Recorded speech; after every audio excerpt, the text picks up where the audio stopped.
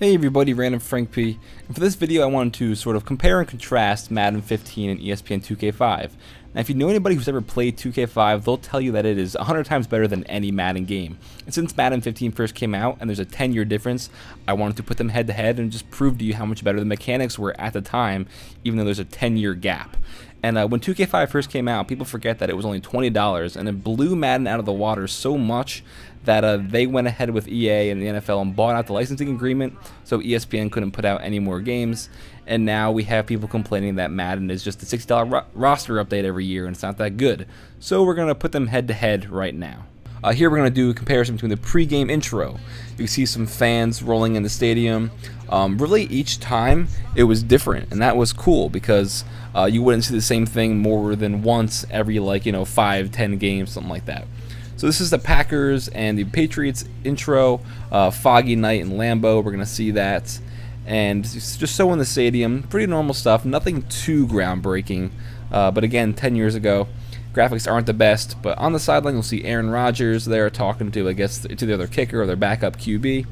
And that's pretty normal for an introduction thing, They'll show some of the key players, highlighted players.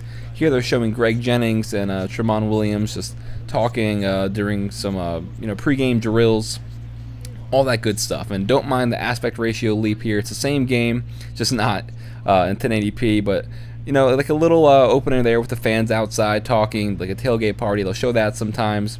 So you have Terrell Owens talking to, I believe that's Todd Pinkston. And again, just key players for the games, talking, showing them. And there's a voiceover with the commentary team talking about those players as well. Now in Madden 15, so you can see here, obviously massive CGI stuff, a lot more fancy. But again, it's 2015.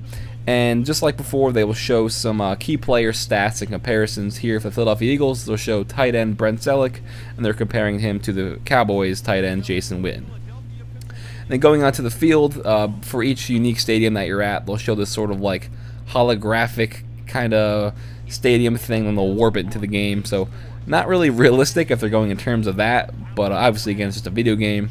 And here they have all the players jumping, in their circle, getting really pumped up for the game, their little huddle. And you have a 3D version of Phil Simms and Jim Nantz, which is the commentators, and it's kind of cool. But honestly, most people skip the intro, so having these two guys in 3D is kind of pointless. I don't know. I've never been a fan of them as commentators, but commentating is a whole separate issue I have with the game. Coaches again on the sideline. You saw the Cowboys coach, Nolan Carroll there getting ready for the kickoff. Tony Romo on the sideline with the fans getting pumped behind him. Coach Chip Kelly talking to Nick Foles. So just basic pre-game intro comparison here. Alright, next what we're going to go into is the kick and punt returns. Like I said, we're going to compare pretty much every aspect of the game. In 2K5, it looks pretty good. The tackling animation, which is the big thing I focus on in this video. They did a really good job with their animations and their tackling and their physics engine, their weight system with players. It looked good in 2K5. In Madden 15, they still just don't have it down yet. You see, just one player took them down like it was nothing. There was no momentum that drug them ahead 3-4 more yards. Just very awkward animations and tackles. You can see here Terrence Williams just getting hit and spun, like just weird stuff. And that's going to lead us into the runs and the tackle physics. And we're going to see that again here in 2K5, okay? Darwin Walker penetrates the line there to get the tackle for the loss. Looks good. Same with Mark Simino there. One guy bringing him down, but he still has momentum to get that extra yard or the extra lead. He's got 3 guys there, maybe 2 on the tackle. It looks good for a game that came out in 2004. Benson trucks a guy, stiff arms another, and then his momentum brings him ahead another 4 or 5 yards for the first down. Westbrook here trucking through some guys and then finally goes down, and we'll see pretty much the same thing again with Westbrook following his blockers right up the left side there, and which will get him enough for the first down. So that looks really good for a game that came out in 2004. And like I said before, he follows his blockers, something that Madden still hasn't really perfected. I don't know why, but they do it well there. Here, not too bad off the line. You get a nice little first down run from McCoy. Just showing you the difference, the fluid animations. Again, they feel a lot better this year, but I still don't think the tackling is as good as 2K5. Just awkward stuff is here. like I said with the blockers, he has 2 blockers ahead of him that he could easily have a 70-yard touchdown. But one just whiffs, other one completely misses the tackler, and it's just awkward stuff. And here, what kind of tackle is this? It's like a 1-yard, a one-hand spin tackle. I don't know, weird. But now we're going to the pass completions and physics. Just showing off that side of the game. Here we have a nice pass. I'm not really sure who that was, Brown. But the tackle, the cornerback completely missed. He tried to swat it down, missed it, and it was a nice completion for maybe 15 yards. Here we're going to see a slant route and in to Greg Jennings. Again, one guy had it wrapped up by the feet, but it was enough for him with his momentum to go into the end zone. And something 2K5 always did was celebrations and showing some of the fans getting pumped, something that Madden does not do. But that kind of gets you involved. You see 2 guys here kind of sandwich the player to bring him down. Same thing here, 2 guys hitting, but his momentum still carries him. It looks realistic. This pass we're going to see I just wanted to show a normal completion. The cornerback, I guess, missed the coverage, and there's a nice touchdown pass to Todd Pinkston. And there was that. Now in Madden 15, it's pretty much a different story. You have, again, that was kind of my fault, he missed, but it doesn't look too bad there, but some things are just crazy weird, like this, nice touchdown pass to Riley Cooper, but if you're looking where the defender was, gave no effort, he didn't jump, he didn't contest, he just stayed there and led to a touchdown. What are we going to see here? Screen pass, okay, look at that awkward tackling fall animation, cool. Same thing again, screen pass, awkward tackle, one player just slings him down. Now we're going into the interceptions.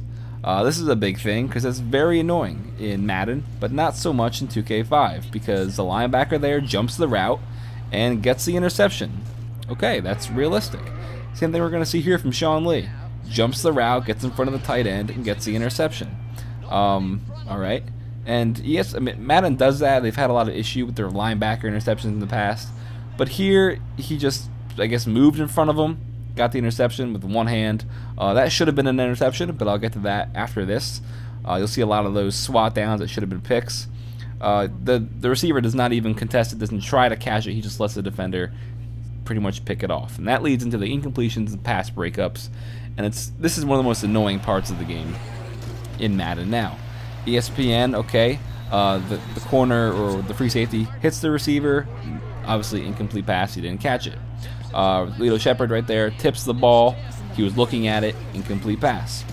More stuff here with another tip, okay, and now we're going into Madden 15, and let's see how this is. Okay, that's reasonable, drop pass because he got hit, but whatever that was, where the players weren't even looking and it just swatted down or whatever that was, okay, that possibly could have been an interception, but it wasn't.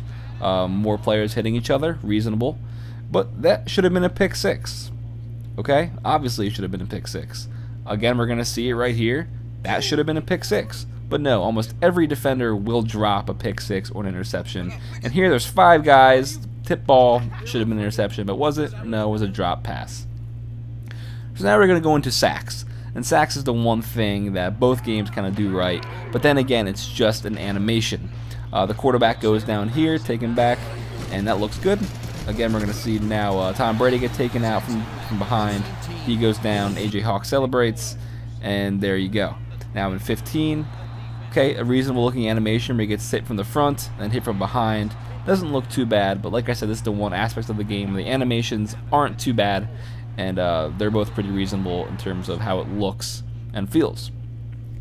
Now we're getting into the halftime report. In 2K5, they have their Chris Berman halftime show. Well, sometimes they'll show the 3D version of him talking at the desk real quick. But what it is, it's a team comparison between stats. They'll have player stats on the bottom there. You see they had the receiving, the rushing. They'll show the leading quarterbacks, leading tacklers right there. And sometimes they'll even change it up and they'll show some video, I believe. But no, I'm sorry, they did not show video. That was in a later edition of Madden. But here they started showing pictures of the key plays that they talked about while there's a commentary. Now we're getting into Madden, and they actually have the players trotting off the field, and they have the Verizon halftime report. Before it was Snickers and Sprint. So every year they get like a new sponsor for the halftime report, and they have a commentator going over what's happened so far. They'll show the halftime stats, the leaders, and I think like what they were showing before with the players, the replays, if it was more than like a 15-yard completion, they'll consider it like a key play. Or obviously if it was a turnover, a fumble, interception, or a touchdown or a field goal, they will show that as a key play. And this is the touchdown pass to Riley Cooper, I believe. Nope, I'm wrong. But a long pass, so they'll show that as one of the late first quarter key plays. And yeah, that's their little halftime reports. And this is kind of a joke, but boobs. And if you're looking at here, the cheerleaders in 2K5, look, they have cheerleaders and they have boob physics. Okay, cheerleaders haven't been in Madden, and I can't even tell you when. But I just thought it was funny. I wanted to throw that in there as kind of a joke. And then leading into this first person thing, they used to have an option where you can play a mode in first person, and it was cool. You could see inside the helmet, he was shaking Ben's hand, getting him pumped up. It's talking to Tom Brady there for the game. Here, playing as Polamalu on defense. He sees the incompletion, tries to get there in time. Another incompletion pass we're going to see here, playing as Troy Polamalu. Ball goes over his head a little bit, and he's right there. Would have been there in time to break it up if it would have been caught. But you could have played pretty much any position. Antoine Randall L right here on the punt return. You can field it, return it, he gets tackled. It was kind of buggy, kind of glitchy in terms of clipping and how the animations were with it, but it was still cool playing as the quarterback and throwing it to receiver and either catching it or dropping it. But it was just something different. Even field goals you can play like that. Like, it was something cool they messed with. It was very hard to get used to and difficult, but it was something different, and Madden hasn't had anything like that, really. They have their superstar mode where you can just like narrow in the camera in the past, and now on defense you can play on the defensive side of the ball. They never once went first person, which I think was really cool. That's going to wrap it up. There's going to be a full breakdown, full comparison video. I'm just going to play games side by side. If you want to see that video, I'll leave the link in the description.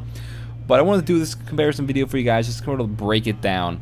And like I said in the beginning, ESPN 2K5 was $20 when it came out, and it blew Madden out of the water because it looked so much better. The graphics were so much better at the time. The animations were great, and it's the core mechanics of the game. The gameplay was amazing at the time. And since that game did so well, EA bought out the license agreement with the NFL, and ESPN couldn't put out any more games. And ever since, we've had oh